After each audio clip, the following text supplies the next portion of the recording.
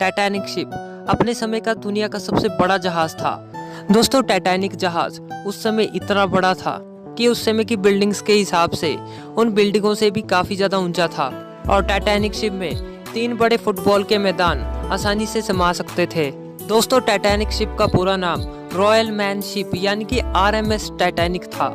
दोस्तों, Titanic ship को इस तरह डिजाइन किया गया था कि 2224 से भी ज्यादा लोग इस बड़े जहाज में यात्रा कर सकते थे। दोस्तों, टाइटैनिक जहाज अपने आप में ही अटलांटिक ओशन में बसा एक छोटे से शहर की तरह लगता था।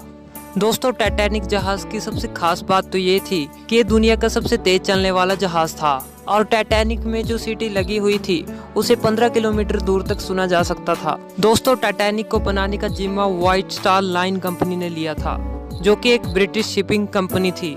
दोस्तों, टाइटैनिक जहाज को 3000 वर्कर्स की टीम ने बनाकर तैयार किया था। दोस्तों, इतने बड़े टाइटैनिक के ढांचे को तैयार करना कोई आसान काम नहीं था। कड़ी सावधानी के बावजूद भी टाइटैनिक को बनाते समय लगभग 9 मजदूरों ने अपनी जान भी गंवा दी थी और 240 वर्कर्स गंभीर रूप से घायल भी हो चुके थे और टाइटैनिक को बनाने में लगभग 48 करोड़ रुपए का खर्चा आ चुका था, जो कि उस समय के हिसाब से काफी ज्यादा अधिक था।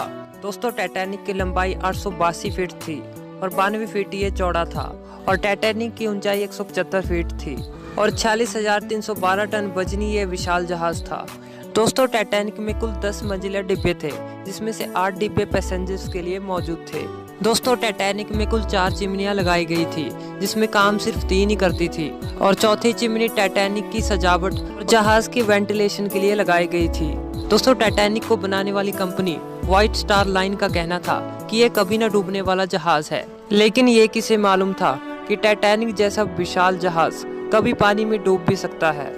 टाइटैनिक दुनिया का सबसे बड़ा और मजबूत जहाज, जो कि कभी न डूबने वाला जहाज था, आखिर कैसे पानी में डूब सकता था? आखिर उस रात ऐसा क्या हुआ था जिससे कि टाइटैनिक डूब गया? जानेंगे आज के इस एपिसोड में। दोस्तों, टाइटैनिक को बनाने का काम 31 मार्च 1909 को बेलफास्ट के हरलैंड एंड वोल्फ शिपयार्ड में शुरू हो चुका था। दोस्तों, टाइटैनिक के साथ 2 और जहाजों का भी निर्माण किया जा रहा था, जिसमें से एक RMS ओलंपिक था। दोस्तों, टाइटैनिक और ओलंपिक जहाज दिखने में बिल्कुल एक जैसे ही थे। हालांकि ओलंपिक शिप का निर्माण टाइटैनिक से भी पहले 16 दिसंबर 1908 को शुरू हुआ था।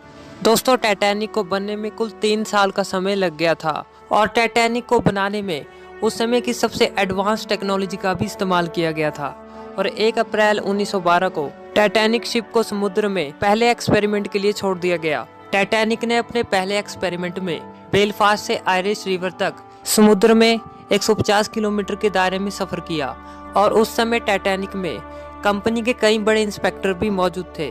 और उसके बाद उसी दिन शाम 7 बजे टाइटैनिक बेलफास्ट वापस लौट आया और एक्सपेरिमेंट के सक्सेस हो जाने के बाद 2 अप्रैल 1912 को टाइटैनिक को यात्रा के लिए ऑफिशियली लॉन्च कर दिया गया और इसी के साथ ही टाइटैनिक ने इतिहास के पन्नों में अपना नाम दर्ज कर दिया था।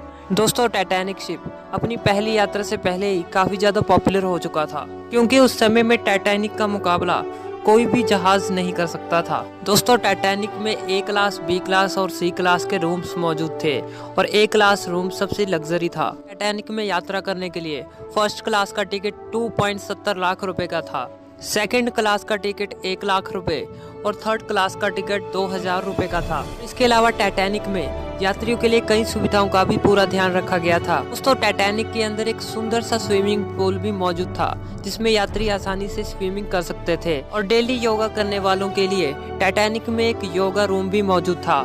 इसके अलावा एंटरटेनमेंट के लिए स्क्वैश कोर्ट गेम भी मौजूद थी। इसके अलावा नहाने के लिए टाइटैनिक में एक एक्सपेंसिव तुर्किश बाथरूम भी मौजूद था, जो कि काफी ज्यादा लग्जरी था। टाइटैनिक में एक एक्सपेंसिव कैफे भी मौजूद था, जिसमें वेज और नॉन वेज में कई प्रकार की खाने की चीजें भी उपलब्ध थी। दोस्तों, फोटोग्राफी करने के लिए टाइटैनिक में एक स्पेशल रूम भी मौजूद था और इतना ही नहीं, टाइटैनिक में फर्स्ट क्लास और सेकंड क्लास के लिए 2 अलग अलग लाइब्रेरीज भी मौजूद थी। इसके अलावा टाइटैनिक में फर्स्ट क्लास और सेकंड क्लास के यात्रियों के लिए 4 लिफ्टें भी लगाई गई थी और इतना ही नहीं, थर्ड क्लास के यात्रियों के लिए भी टाइटैनिक में अच्छे खाने की व्यवस्था की गई थी और इसके अलावा टाइटैनिक में सबसे एडवांस इलेक्ट्रिसिटी सिस्टम भी लगाया गया था। दोस्तों, अब टाइटैनिक अपनी पहली यात्रा के लिए पूरी तरीके से तैयार था। दोस्तों, टाइटैनिक की पहली यात्रा इंग्लैंड के साउथहैम्पटन से अमेरिका के न्यूयॉर्क सिटी तक तय की गई थी और टाइटैनिक के कैप्टन एडवर्ड जॉन स्मिथ थे। दोस्तों, ये 10 अप्रैल 1912 का समय था जब टाइटैनिक 2200 यात्रियों को लेकर साउथहैम्पटन से न्यूयॉर्क के लिए रवाना हो गया। दोस्तों, टाइटैनिक में मौजूद यात्रियों में कई अमीर लोग भी मौजूद थे और उस समय का सबसे अमीर व्यक्ति जैकब एस्टर भी टाइटैनिक में मौजूद था। दोस्तों, टाइटैनिक में मौजूद सभी यात्री काफी ज्यादा खुश थे और एक अच्छी जिंदगी जीने के लिए अमेरिका जा रहे थे। और टाइटैनिक में कुछ यात्री ऐसे भी मौजूद थे जो कि टाइटैनिक के एक ट्रिप के लिए ही जहाज में चढ़े थे, पर उन यात्रियों को ये तक मालूम नहीं था कि टाइटैनिक कभी अमेरिका पहुंच ही नहीं पाएगा। दोस्तों, टाइटैनिक में एक दिन में करीब 825 टन कोयले का इस्तेमाल होता था और वो 100 टन राख हर रोज निकालता था। और टाइटैनिक में हर रोज 14,000 गैलन पीने का पानी का इस्तेमाल होता था। जहाज में 40,000 अंडे रोज खर्च हो जाते थे और 1500 गैलन दूध लग जाता था। जहाज में 20,000 बियर और 1500 वाइन बॉटल ऑन बोर्ड थी।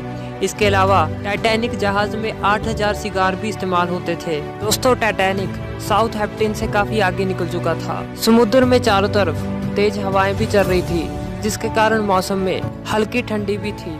इसी समय टाइटैनिक के प्रथम ऑफिसर ने टाइटैनिक की स्पीड को बढ़ाने का आदेश दे दिया ताकि टाइटैनिक टाइम से पहले ही अमेरिका पहुंचकर यात्रियों और मीडिया को हैरान कर दे। टाइटैनिक शाम की रोशनी में आगे बढ़ रहा था, वहीं नीचे पानी में बहुत सारी डॉल्फिन्स करतब कर रही थी। टाइटैनिक को सफर में निकले हुए लगभग 3 दिन हो चुके थे और टाइटैनिक में एक दुर्घटना भी घट चुकी थी। दरअसल टाइटैनिक के एक निचले हिस्से के भाग में पिछले 3 दिनों से आग लगी हुई थी, जो कि टाइटैनिक में मौजूद यात्रियों के लिए खतरा भी बन सकती थी। और टाइटैनिक में यह आग उस समय लगी थी जिस समय टाइटैनिक अपनी पहली यात्रा के लिए साउथहैम्पटन से निकलने वाला था और इसका पता कैप्टन समेत सभी अधिकारियों को भी था।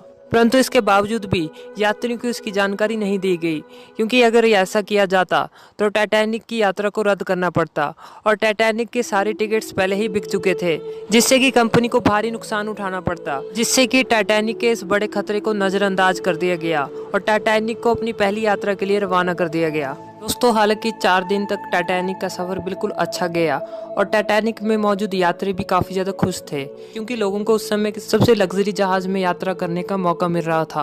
और 5वें दिन टाइटैनिक अटलांटिक महासागर की ओर तेजी से बढ़ रहा था। 14 अप्रैल 1912 को रविवार की रात में समुद्र में काफी शांति थी और आसमान में चांद भी मौजूद नहीं था। चांद न होने पर आसमान में घना अंधेरा होने की वजह से टाइटैनिक के कैप्टन को सामने की तरफ दूर का कुछ भी साफ दिखाई नहीं दे रहा था और जहाज के सामने की ओर देखने के लिए टाइटैनिक में दूरबीन भी मौजूद नहीं थी। हालांकि दूरबीन तो मौजूद थी, लेकिन वो लॉकर में बंद थी और उस लॉकर की चाबी जहाज के पुराने अधिकारी के पास थी, जिसे ऐन मौके पर रिप्लेस कर दिया था, जिससे कि वो अधिकारी लॉकर की चाबी देना भी भूल गया था। हालांकि टाइटैनिक के आइसबर्ग से टकराने से पहले टाइटैनिक के कैप्टन को कुल 6 चेतावनियां भी दी गई थी कि टाइटैनिक के रास्ते में कई बड़े बर्फ के टुकड़े मौजूद हैं, जिससे टाइटैनिक कभी भी टकरा सकता है।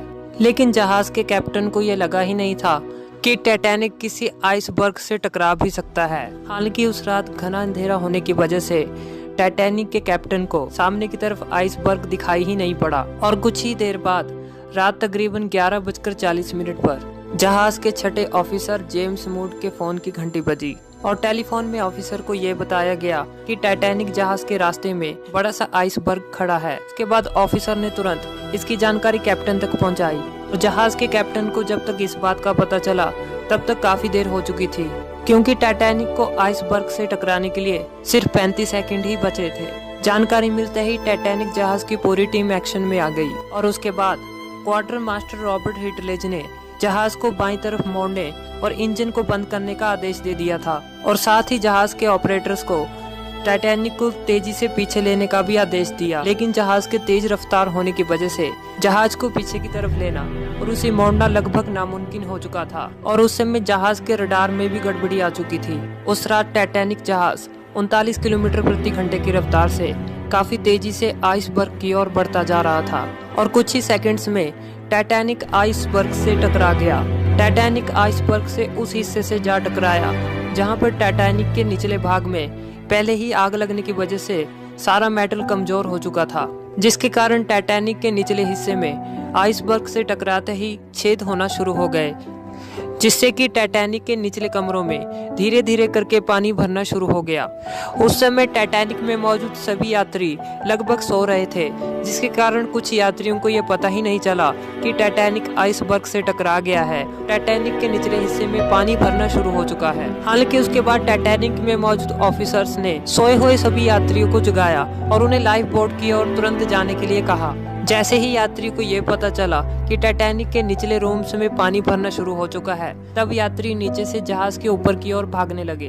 दोस्तों, वैसे तो हर एक जहाज में यात्रियों की सुरक्षा के लिए 40 लाइफ बोट का होना जरूरी होता है, लेकिन हैरानी की बात तो ये थी कि टाइटैनिक जहाज में सिर्फ 20 ही लाइफ बोट मौजूद थी, क्योंकि टाइटैनिक को कभी न डूबने वाला जहाज माना गया था। टाइटैनिक में मौजूद सभी ऑफिसर्स तुरंत यात्रियों को लाइफ बोट से बचाने के लिए जुट चुके थे। दोस्तों, जहाज के प्रोटोकॉल के अनुसार महिलाओं और बच्चों को लाइफ बोट में पहले बचाया जा रहा था, और यही एक कारण था कि उस समय सबसे ज्यादा मरने वालों की संख्या पुरुषों की थी। दोस्तों, वैसे तो हर एक लाइफ बोट में 67 सीटें मौजूद थी, परंतु पहली लाइफ बोट में सिर्फ 24 लोगों को ही बचाया जा सका, क्योंकि बाकी लोगों को ये लगा ही नहीं था कि टाइटैनिक जहाज डूबने वाला है। दोस्तों, उस समय 16 लाइफ बोट्स का इस्तेमाल करने में कुल 80 मिनट का समय लग गया था। दोस्तों, टाइटैनिक जहाज में म्यूजिकल बैंड वाले भी मौजूद थे, और वो टाइटैनिक के डूबने तक लगातार म्यूजिक बजाते रहे, ताकि डूबते हुए टाइटैनिक में मौजूद सभी लोगों को हौसला मिल सके। लेकिन दुख की बात तो ये है कि टाइटैनिक में मौजूद किसी भी म्यूजिक बजाने वाले को बचाया नहीं जा सका, और टाइटैनिक के साथ उनके भी पानी में डूबकर मौत हो गई। दोस्तों, टाइटैनिक द्वारा कई रॉकेट्स को भी आसमान में छोड़ा जा रहा था, ताकि इस मैसेज को देखकर कोई दूसरा जहाज हेल्प के लिए आ जाए, लेकिन कोई भी दूसरा जहाज हेल्प के लिए वहां पर नहीं पहुंच पाया, और देखते ही देखते टाइटैनिक शिप अटलांटिक ओशन में डूबने लगा। दोस्तों, टाइटैनिक के आगे का हिस्सा धीरे धीरे पानी के अंदर जाने लगा, और इसके पीछे का हिस्सा पानी के तल से ऊपर उठने लगा, और अधिक भार होने की वजह से टाइटैनिक के बीच से 2 हिस्से हो गए, और 15 अप्रैल को ठीक रात 2:20 में 3 घंटे के अंदर टाइटैनिक अटलांटिक ओशन की गहराइयों में समा गया, और इसी के साथ ही 1500 लोगों ने अपनी जान गंवा दी थी। हालांकि ज्यादातर यात्रियों को लाइफ जैकेट्स भी दी गई थी, लेकिन उस रात अटलांटिक महासागर में जमा देने वाली ठंड थी, जिसके कारण अटलांटिक महासागर का पानी का टेम्परेचर -2 डिग्री तक पहुंच चुका था, जिससे लोगों के पानी में डूबते ही तकरीबन 10 मिनट के अंदर उनकी मौत हो गई।